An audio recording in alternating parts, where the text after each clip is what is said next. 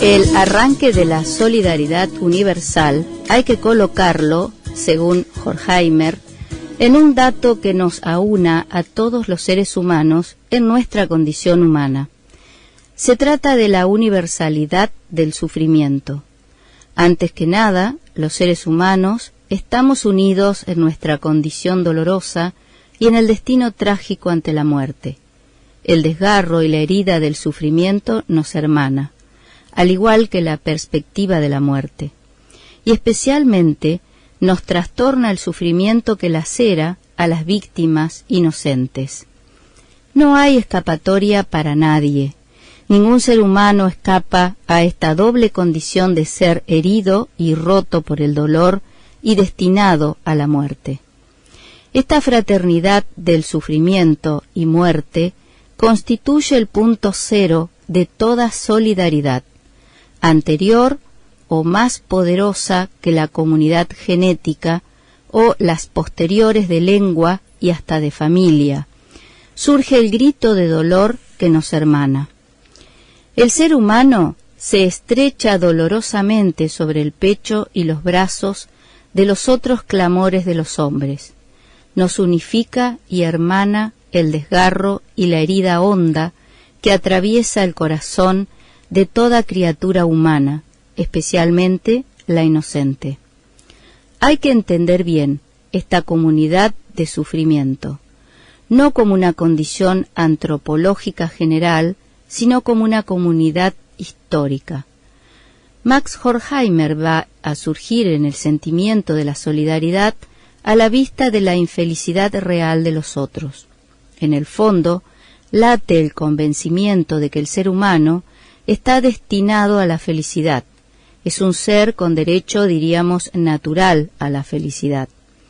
Lo extraño no es que el ser humano fuera feliz, sino que no se realiza históricamente este destino. Su orientación a la felicidad aparece truncada. De ahí brota el sentimiento de solidaridad con aquellos miembros de la comunidad humana a los que se les niega el derecho a la felicidad. Llamamos solidaridad en la finitud a esta tremenda condición del ser humano, una condición que tiene sus manifestaciones históricas y sus cristalizaciones en la barbarie como la que está amasada toda la civilización. Horkheimer, como Benjamin, vio que la civilización actual es el resultado de un pasado horroroso. No hay más que pensar en nuestra civilización occidental con su pasado de guerra y horror, de cruzadas y de limpiezas étnicas. Los historiadores calculan que entre en agosto de 1914 y el último Sarajevo, más de 70 millones de hombres, mujeres y niños han sido víctimas de la guerra, del hambre, de la deportación, del asesinato político y de la enfermedad. Gordon Childe se atreve a echar una mirada desde el Neolítico hasta nuestros días y visualizar una historia de violencia, de opresión, de esclavitud económica y de irracionalidad social. La era de las víctimas no es una cuestión solo de la modernidad o de nuestro tiempo, es una cuestión endémica. De ahí que si Camus dijera que la única cuestión filosófica seria es el suicidio, desde el punto de vista de la especie, la cuestión que nos une es la condición de víctimas y culpables, y la pregunta por el mal. Horkheimer, antes que nos lo insistiera Levinas, vino de todos nosotros unir la tristeza a nuestra alegría y a nuestra dicha. Debemos saber que tenemos parte en una culpa. No hay felicidad sin duelo, no hay felicidad sin solidaridad. La solidaridad en la finitud nos conduce hacia la pregunta de la mala conciencia acerca del sentido de la vida, de nuestra vida, una cuestión que nos refiere unos a otros y nos hermana en el uno para otro, de una fraternidad basada no tanto en el ser cuanto a la experiencia dolorosa de la vida humana misma, la socialidad. Es la socialidad y no la ontología lo que más grita nuestra hermandad. Es la historia de sufrimiento indigno de los otros inocentes, víctimas, lo que funda la fraternidad solidaria.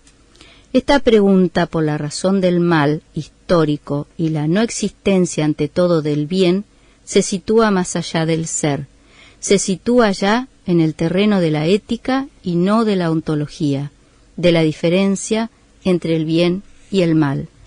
Este es un fragmento del libro La ética ante las víctimas, una compilación de textos que organizan José Mardone y Reyes Mate.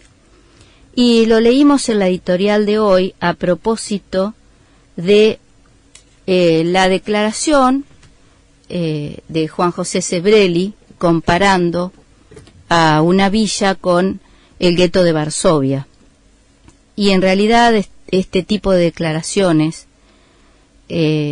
no solo que confunden, sino que faltan a la verdad, porque nosotros no podemos comparar ni geopolíticamente ni éticamente dos periodos de la historia, dos situaciones históricas tan distintas, y hacerlo con semejante liviandad, hacerlo en un medio de comunicación a alguien que se hace llamar filósofo, sociólogo, intelectual, y decir que estas medidas preventivas en medio de una pandemia se parecen a un gueto o a un campo de concentración.